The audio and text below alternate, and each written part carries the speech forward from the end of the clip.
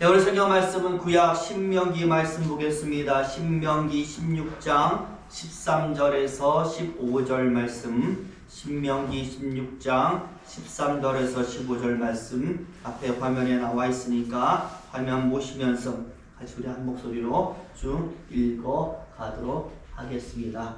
같이 우리 읽습니다.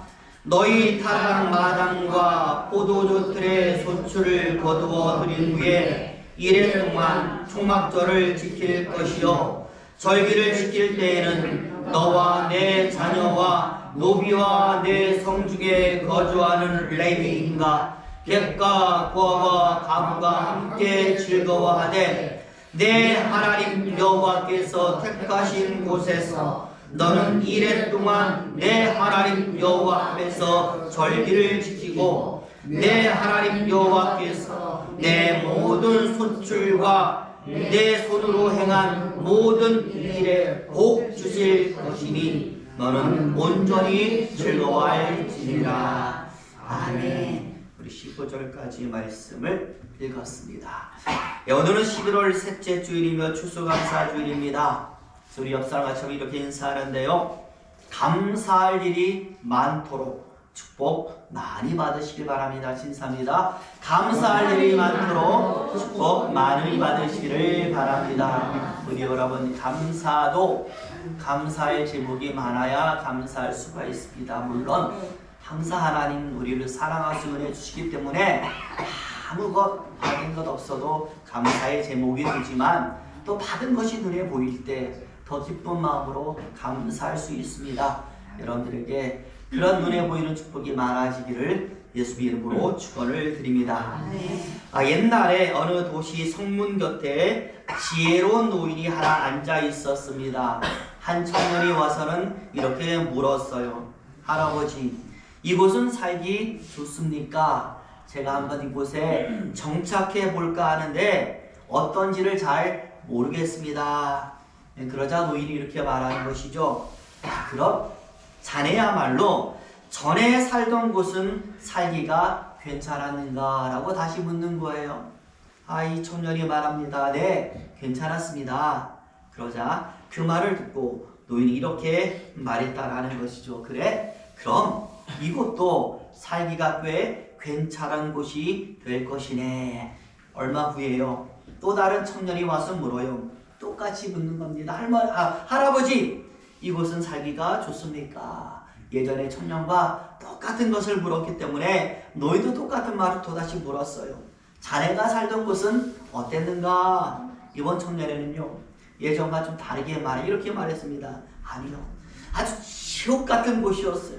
그러니까 제가 이렇게 떠돌아다니는 것 아니겠습니까? 그 말을 듣고요, 노인은 이렇게 얘기했다라는 것이죠. 그래, 그럼 이것도 아주 지옥 같은 곳이 될 것이라네. 여러분, 무슨 말일까요? 세상은 다 똑같다라는 것입니다. 항상 지옥같이 살던 사람이 다른 곳에 갔다고 해서 갑자기 천국과 같은 삶을 살 수는 없는 것입니다. 마찬가지로 항상 천국과 같은 삶을 살았는데 어느 날 갑자기 지옥과 같은 나락으로 떨어지는 것도 가능하지는 않습니다. 내가 어떻게 생각하고 어떻게 보느냐에 따라서 완전히 그 삶을 달라지게 되어 있는데, 항상 부정적이고 좋지 않은 삶의 모습을 지닌 사람이 환경만 바뀐다고 달라지는 것은 아니라는 것이죠. 부디 저와 여러분들이 평소 좋은 습관, 좋은 삶의 모습 잘 지니셔서 언제나 평강이 넘치시기를 예수 이름으로 축원을 드립니다. 그래서 교회에서도 즐거우시고 가정에서도 즐거우시고 직장에서도 다 즐겁게 사시기를 예수 이름으로 축원을 드립니다. 그렇기 때문에 저는요, 저와 여러분들이 추수감사주일이라서가 아니라 언제나 항상 이 두 가지 말을 입에 달고 살기를 원합니다. 어떤 말이냐면 미안하다라는 말과 고맙다라는 말. 그동안 내가 잘해주지 못해서 정말 미안하고 당신이 너무나 나에게 잘해주어서 고맙다라는 말. 저와 여러분, 솔직히 고맙고 감사하다라는 말처럼 위대한 천국의 언어는 없을 것인 줄로 믿습니다. 그렇기 때문에 하나님도 특별히 감사라고 감사절을 만들어 놓은 것 아니겠습니까? 감사라는 말처럼 서로에게 정이 가는 단어는 없는 것이죠. 우리 여러분들 서로 많이 감사하시고 또 많이 감사할 일이 넘치기를 예수 이름으로 축원을 드립니다. 원래 여러분 이 추수감사주일은 말이죠, 미국의 절기라고 볼 수가 있습니다. 이스라엘의 대대로 지켰던 여러 절기 가운데 오늘 본문에 나오지만 초막절이라는 절기가 있는데, 이 절기가 미국으로 건너간 청교도들에 의해서 추수감사주일로 바뀌게 된 것입니다. 그렇기 때문에 기후적으로 우리나라와는 시기가 좀 맞지가 않아요. 하지만 교회력에 따라서 딱 정해져 있기 때문에 우리는 11월 셋째 주일을 항상 추수감사주일로 지키고 있습니다. 특히 여러분, 이 시대별로 이 추수감사주일을 지켰던 의미를 우리가 되새겨보면 우리가 이 절기에 과연 무엇을 하나님께 감사드려야 하는지, 또 하나님은 왜 이런 감사절을 만들어서 우리에게 특별히 감사라고 지시하셨는지를 알 수가 있는데요. 오늘은 그렇기 때문에 이 감사절의 의미를 더욱더 잘 살피기 위해서 시대별로 이 추수감사주일, 그러니까 초막절이 어떻게 변천했는지를 오늘 이 시간에 알려드리도록 하겠습니다. 먼저 이 과거인 가나안 시대의 이스라엘의 추수감사절의 의미가 있는데요. 아까도 말씀드렸지만 추수감사주일은 무엇입니까? 이스라엘의 초막절에서 기인을 했어요. 그런데 성경을 보니까 이 초막절은 원래부터 있었던 절기가 아니라 이스라엘이 애굽에서 탈출한 이후에 하나님이 제정해 주신 절기 가운데 하나가 초막절이, 그러니까 아브라함 때부터 지켰던 절기가 아니라 이스라엘이 노예로 살다가 애굽에서 탈출해 나왔을 때에 하나님께서 지켜라 라고 제정해 주신 절기 가운데 하나가 초막절이 되는 것이죠. 어떤 의미가 있냐면 이스라엘 백성들이 하나님의 능력으로 애굽을 탈출했어요. 근데 광야를 오랜 시간 거쳐가다 보니까 집이 없잖아요. 그냥 천막이나 이런 거 간단히 쳐가지고 그렇게 생활하면서 길을 가왔던 거예요. 하나님은 바로 그것을 기억하라 라고 하면서 제정해 주신 것이 초막절이 되는 거죠. 광야에서 그 초막을 지어서 하나님의 은혜로 가나안 땅까지 오게 된 그 모든 과정을 너희가 기억하라 라는 의미에서 이제 하나님께서 제정해 주신 절기가 바로 초막절, 그래서 초막이라는 이름이 붙게 되었던 것이죠. 그러다 보니 이 초막절이 본격적으로 제대로 지켜진 것은 언제냐라고 할 때 이스라엘 백성들이 가나안에 들어와서 1년 정도 됐을 때에 지켜지게 되었습니다. 가나안 땅에 이스라엘이 들어와서 정착을 하니까요, 1년 동안 얼마나 농사를 열심히 지었겠습니까? 열심히 농사를 지었으니까 당연히 하나님께서는 열매를 풍성하게 주셨어요. 바로 그 주셨던 열매를 가지고 정성껏 제사드리며 지켰던 절기가 바로 어떤 절기? 초막절이 되었던 것이죠. 그러니 가나안 시대의 초막절은 한 해 동안 주셨던 그 결실에 대한 감사의 의미가 담겨져 있었던 겁니다. 마찬가지로 우리 역시도 이 추수감사주일에 올 한 해 동안 하나님이 지켜주시고 결실 주시고 인도해 주신 그 은혜에 우리가 오늘 이 시간에 감사를 드리면 되는 것입니다. 그렇기 때문에 저는요, 연말이 가까운 이 11월 말경에, 우리나라는 추수 언제예요? 추석이라고 해서 가을에 드리잖아요. 하지만 이 추수감사절의 의미가 한 해 동안 열매에 대한 감사가 있기 때문에 한 해를 마무리하는 이 11월 말경 정도에 드리는 것도 좀 의미가 있다라고 저는 생각을 하고 있어요. 그래서 어떤 교회는 우리나라에 맞춰서 추석이나 가을에 드리는 삶도 있지만 우리는 그래도 여기에 딱 맞춰서 드린 것도 굉장히 은혜가 되지 않을까라는 생각을 가지고 있습니다. 이제 두 번째는 포로 귀환 시대의 추수감사절의 의미가 있는데요.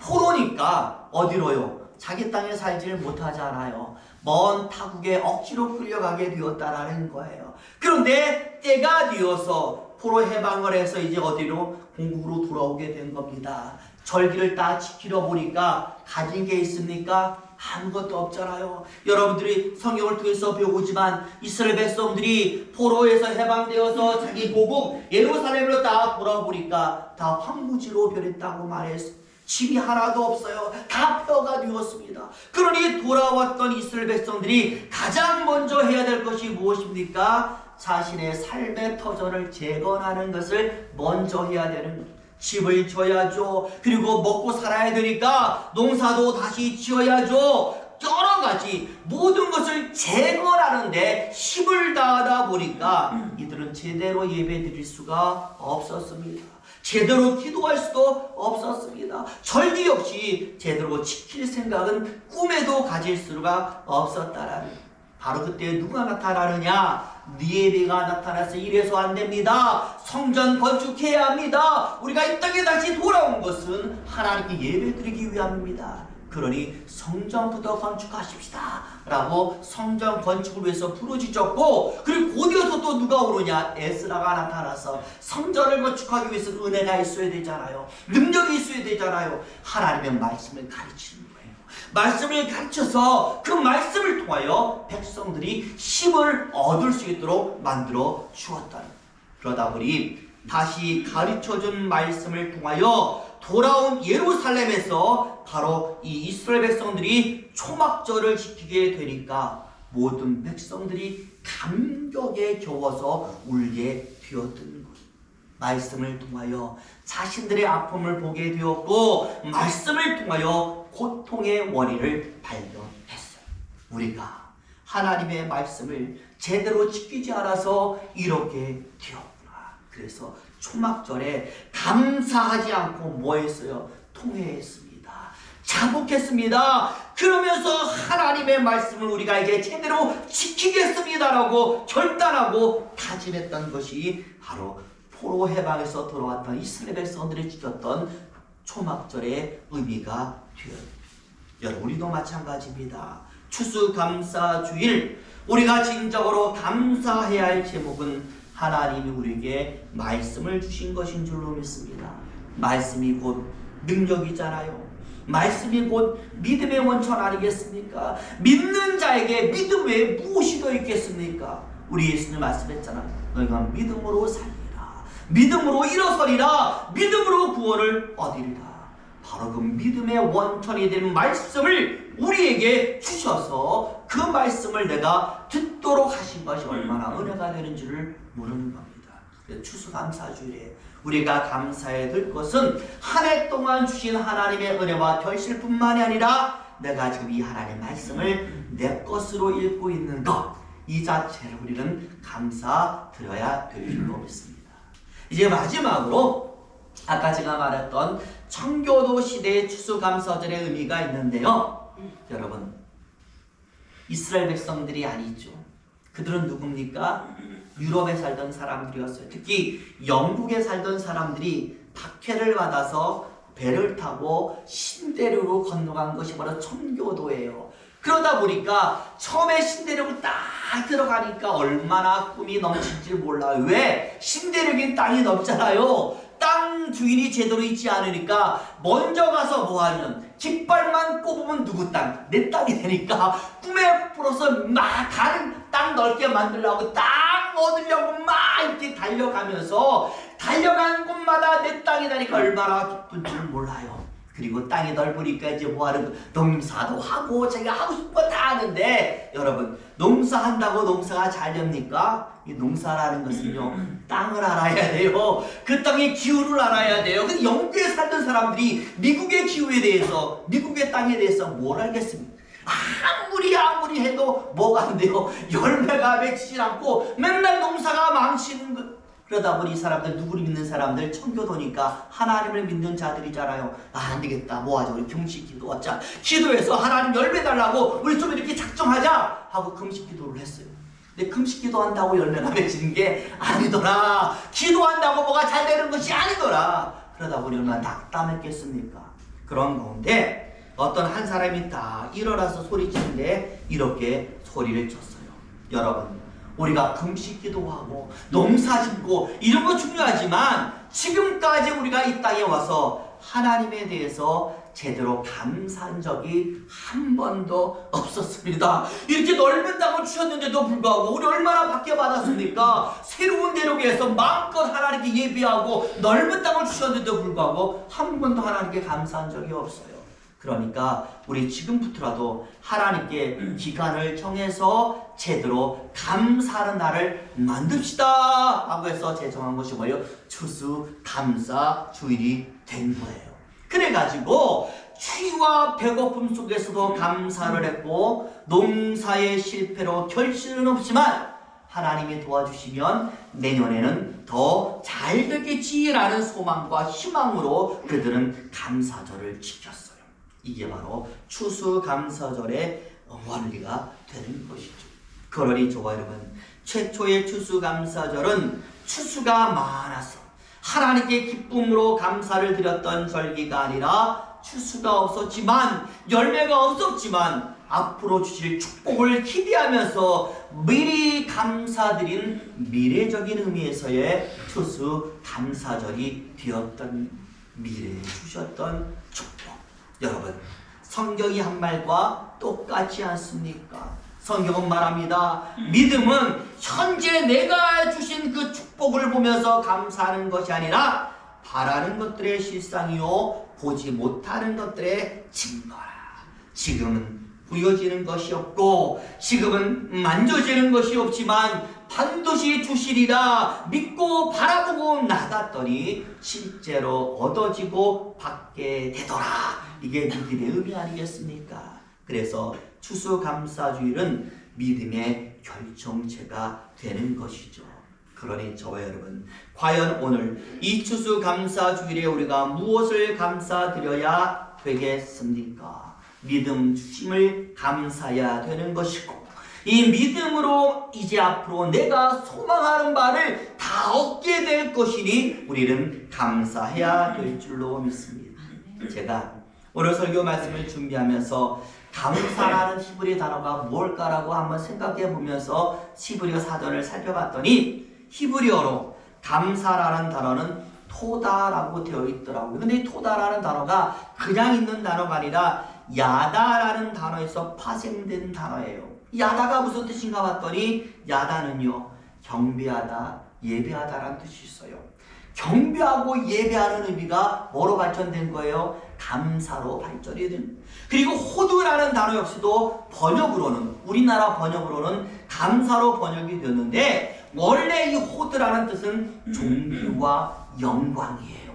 존귀와 영광이 곧 뭐다? 감사라는 뜻이 되는 것이죠. 무슨 뜻일까요? 이스라엘 백성들에게 있어서 감사는 하나님을 경배하는 것입니다. 예배하는 것입니다. 존귀와 영광을 올려드리는 것 자체가 이스라엘 백성들에게 있어서 감사의 의미였다라는 이야기를 우리에게 알려주는 것이죠. 감사는 곧 하나님을 진정으로 예배하는 것입니다. 그래서 예배만 잘 드려도 우리는 뭐하는 성도? 감사 잘하는 성도가 될 수 있는 것이죠. 부디 저와 여러분들이 이번 추수감사주일뿐만이 아니에요. 매 드리는 예배를 통하여 진정으로 하나님께 존귀와 영광을 올리셔서 언제나 하나님께 감사하는 민족, 감사하는 개인이 저와 여러분 이 나라 백성이 되시기를 예수 이름으로 축원을 드립니다. 기도하겠습니다.